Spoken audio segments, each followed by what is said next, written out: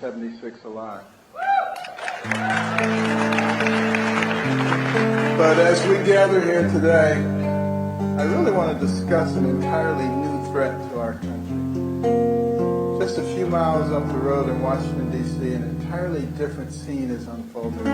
Our government and our legacy institutions are losing credibility in the public eye at breakneck speed, even though their systematic takeover of America has been going on for years. The federal bureaucracy, the mainstream media, academia, Hollywood, big tech, and every other nexus of power in America today has turned its fire against conservatives, against Christians, against anyone who stands in their way.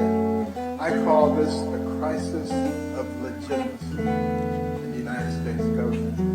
America was founded on the notion that all political power comes from the consent of the governed, and that sovereignty does not belong to any one official or institution, but it belongs to we, the American people. The reality is that the government in Washington, D.C. no longer represents the people it claims to serve. And it has stopped even pretending to execute the charge laid out by our founders, the protection of life, liberty, and the pursuit of happiness. Put simply, Washington is losing its legitimate claim to govern the American people. Millions of Americans look around and wonder, what's becoming of their beloved nation?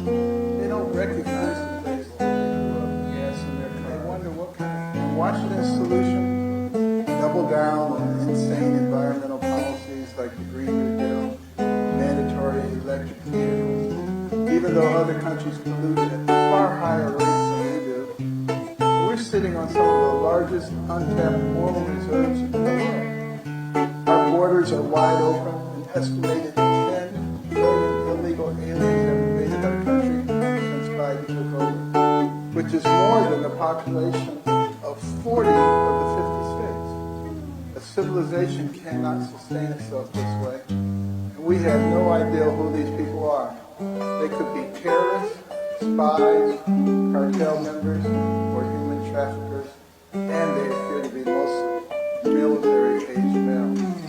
They could be affecting things like their cell phones, whether they work appropriately every day. And I guarantee you there's a whole bunch of stuff that they're going to be doing. All these people coming here are not our friends. The leaders in Washington won't enforce the law and protect you from the rampant crime that is destroying our inner cities and making them